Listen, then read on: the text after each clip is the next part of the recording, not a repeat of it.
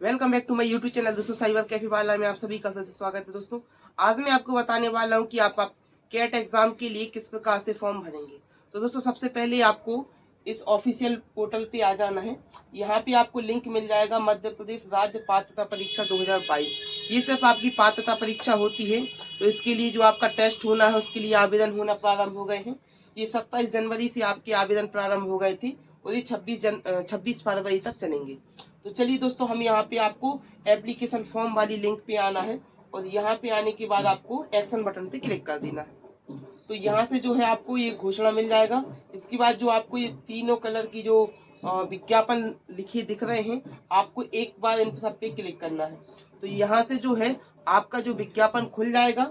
तो यहाँ पे आपको इस विज्ञापन को अच्छी तरीके से पढ़ लेना है।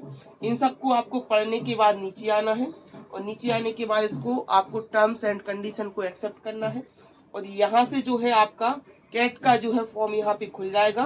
और मध्य प्रदेश, इसका पूरा नाम है मध्य प्रदेश राज्य पात्रता परीक्षा 2022 हेतु आवेदन। ये लिंक आपको ऑफिशियल वाली मिल जाएगी। इसके बाद दोस्तों आपसे सबसे पहले नंबर पे पूछा जाएगा कि राज्य पात्रता परीक्षा हेतु एक ऐच्छिक विषय का चुनाव करें। तो यहाँ पे आपको सिलेक्ट पे क्लिक करना है। तो यहाँ से जो है जिस भी विषय से आपने बीए किया हुआ है या एमए किया हुआ है तो आपको वो सब्जेक्ट यहाँ पे सिलेक्ट कर लेना है। आपका पीजी का सब्जेक्ट जो भी हो आप यहाँ पे सिलेक्ट कर लेंगे। इसके बाद जो है आपको यहाँ पे स्नातकोत्तर के लिए विषय चुनना है। मान के चलिए आपका एमए जिस विषय से भी हुआ हो तो यहाँ पे आपको उस विषय को सिलेक्ट कर लेना है।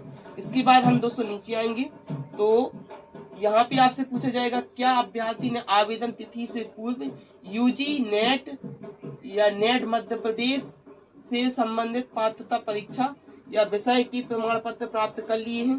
तो अगर आपके पास कोई पहले से सर्टिफिकेट है तो आप इसमें यस कर देंगे, अदरवाइज इसको आप नो कर देंगे। तो यहाँ पे हम इसको नो कर देंगे। तो इसके बाद दोस्तों आपसे पूछा जाएगा कि न्यूनतम शैक्षणिक योग्यता का विवरण। तो यहाँ पे आपकी योग्यता देना है कि क्या अभ्यर्थी संबंधित विषय में स्नातकोत्तर परीक्षा उत्तीर्ण है। तो ये तीन ऑप्शन आपके पास रहेंगे। जिनके पास भी एमए है, एमए से संबंधित डिग्री है, तो आपको यहाँ पे सेकंड वाला ऑप्शन सिलेक्ट कर लेना है।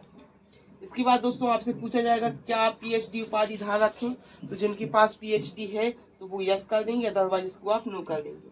इसके बाद आपसे पूछा जाएगा कि यदि हाँ तो स्नातकोत्तर की परीक्षा 19 सितंबर 1991 तक पूर्ण हो चुकी है।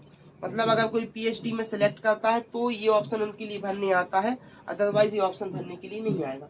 इसके बाद दोस्तों ये आपकी पर्सनल डिटेल रहती है। इसमें आपका नाम हो गया, मिडिल नेम, सरनेम हो गया, date of birth male female और जन्म तिथि, पिता का नाम, माता का नाम। तो ये आपको आपकी मार्कशीट के अकॉर्डिंग ही भरना है सारी की सारी डिटेल। अभी ये मैं आपको पूरा का पूरा कंप्लीट करके दिखा दूंगा। इसके बाद आपसे नीचे ऑप्शन पूछा जाएगा विवाह से संबंधित विवरण। तो दोस्तों अगर आपका शादी जो हो चुका है तो आप इसमें यस कर देंगे और यहाँ आपकी वाइफ का नाम डाल देंगे। और अगर आपकी यहाँ पे जितने बच्चे हैं तो यहाँ पे आपको अपनी बच्चों की डिटेल देनी पड़ती है, तो वो भी आप लोग यहाँ पे अपने अकॉर्डिंग दे सकते हैं। इसके बाद आपसे पूछा जाएगा मूल सूचना का विवरण। तो क्या आप मध्य प्रदेश के निवासी हैं। तो जो लोग एमपी से बिलोंग करते हैं उनको यस कर देना है यहाँ पे। इसके बाद आपको अपनी यहाँ पे कैटेगरी सिलेक्ट करने के लिए ऑप्शन आता है। तो आप यहाँ पे अनरिजर्व है, SC ST OBC EWS जो भी है अपनी कैटेगरी यहाँ सिलेक्ट कर पाएंगे। इसके बाद अभ्यर्थी क्रीमिलियर में आते हैं। तो मान के चलिए अगर कोई व्यक्ति ओबीसी का है और अगर वो क्रीमिलियर में आता है तो यहाँ पे यस कर देगा, अदरवाइज इसको नो कर देगा। तो यहाँ पे आपका ओबीसी आ जाएगा। इसके बाद आपको यहाँ पे पूछा जाएगा जाति का नाम। तो यहाँ पे आपकी जो भी मूल जाति है आपको यहाँ पे वो मूल जाति यहाँ पे लिखना पड़ता है। तो अगर आपको नहीं पता है कि आपका मूल जाति क्या है तो आप अपने कास्ट सर्टिफिकेट में देख लेना, उसमें आपका लिखा मिल जाएगा। इसके बाद दोस्तों आपसे पूछा जाएगा कि मध्य प्रदेश शासन द्वारा प्राधिकृत द्वारा स्थायी जाति प्रमाण पत्र। तो जो आपका जाति प्रमाण पत्र है वो कौन जारी करता है। तो हमारे यहाँ पे अनुविभागीय अधिकारी द्वारा इसको जारी किया जाता है, यानी कि एसडीएम के द्वारा यहाँ पे जारी किया जाता है। तो यहाँ पे आपको एसडीएम लिख देना है।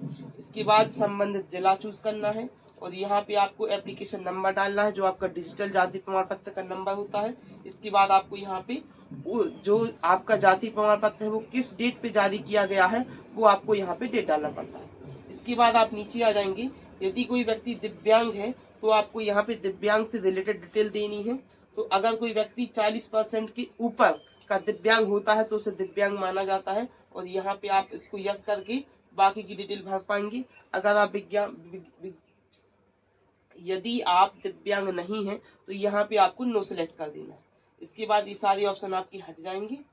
तो इसके बाद आपसे पूछा जाएगा ये आपका अन्य विवरण। तो यहाँ पे आपसे पूछा जाएगा कि आपके खिलाफ कोई भी केसेस तो नहीं है। तो चूंकि यहाँ पे नहीं होते हैं तो यहाँ पे आप सभी को नो कर देना है। अगर किसी का कोई केस होता है तो उसको यस करके डिटेल दे सकता है, अदरवाइज इसको जिनके खिलाफ कोई केस नहीं है तो इसको नो कर देना। इसके बाद जो है आपके एग्जाम सेंटर पूछे जाएंगे। तो जो भी आपके प्राथमिकता में आपके पास के एग्जाम सेंटर होंगे वो आप यहाँ पे सिलेक्ट कर लेंगे। आप यहाँ सिलेक्ट ऑप्शन पे क्लिक करेंगे तो ये आपके एग्जाम सेंटर खुल जाएंगे। तो इनको आपको चारों के चार आपकी प्राथमिकता के हिसाब से सिलेक्ट कर लेना है। इसके बाद आपसे नीचे पूछा जाएगा आपका शैक्षणिक विवरण। तो यहाँ पे आपको आपकी 10वीं की मार्कशीट की डिटेल, 12वीं की मार्कशीट की डिटेल और जो आपका स्नातक है ये आपको डिटेल यहाँ पे देनी पड़ेगी। तो अभी भी ये मैं आपको कंप्लीट करके दिखा दूंगा। इसके बाद आपको आपका एड्रेस प्रूफ देना पड़ेगा कि आप किस स्थान पे रहते हैं। तो यहाँ पे आपको अपना पर्सनल एड्रेस भर लेना है। इसके बाद आप नीचे आएंगे तो यहाँ पे आपको एक फोटोग्राफ अपलोड करना पड़ता है जो कि 20 से 100 KB के बीच का होना चाहिए। साथ ही साथ दोस्तों यहाँ पे आपको अपनी सिग्नेचर अपलोड करना है और यहाँ पे मोबाइल नंबर और जीमेल आईडी। तो जैसे ही आप अपना इतना पूरा का पूरा फॉर्म कंप्लीट कर लेंगे तो आपको यहाँ पे आई एग्री करके और ये कैप्चा कोड डाल के आगे बढ़ना पड़ता है। तो चलिए दोस्तों हम अपने फॉर्म को फटाफट कंप्लीट कर लेते हैं। तो दोस्तों आप देख पाएंगे यहाँ पे हमारा फॉर्म का प्रीव्यू आ चुका है। यहाँ पे जो है आपका पूरा का पूरा फॉर्म खुल गया है।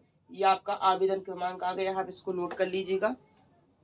इसके बाद आपको पूरा का पूरा फॉर्म नीचे तक का अपना यहाँ से दोबारा से क्रॉस चेक कर लेना है कि आपने इसमें कोई मिस तो नहीं किया है, कोई भी डाटा आपका मिसमैच तो नहीं है। तो आपको यहाँ पे पेमेंट किया तो यहाँ पे हमारा ऑप्शन आ गया है पेमेंट के लिए। तो यहाँ पे आपको कैश पेमेंट पे क्लिक करके प्रोसेस टू पेमेंट कर देना है। तो यहाँ पे जो है आपका MP ऑनलाइन के माध्यम से आपका पेमेंट हो जाएगा और यहाँ पे आपको अपना पासवर्ड डालना है और कंफर्म कर देना है। आप चाहे तो इस पेमेंट को फोन पे, गूगल पे के माध्यम से भी कर सकते हैं। ये देखिए हमारा पेमेंट डन हो चुका है और यहाँ से जो है हमारा फॉर्म कंप्लीट हो गया। दोस्तों आप सभी का कोई भी डाउट हो तो आप मुझे कमेंट सेक्शन में जरूर पूछ सकते हैं। वीडियो अच्छा लगे तो इसे लाइक कर देना, अपने दोस्तों के साथ शेयर कर देना। मेरे आने वाले अपडेट्स के लिए मेरे चैनल को जस्ट सब्सक्राइब जरूर कर लेना। थैंक यू दोस्तों।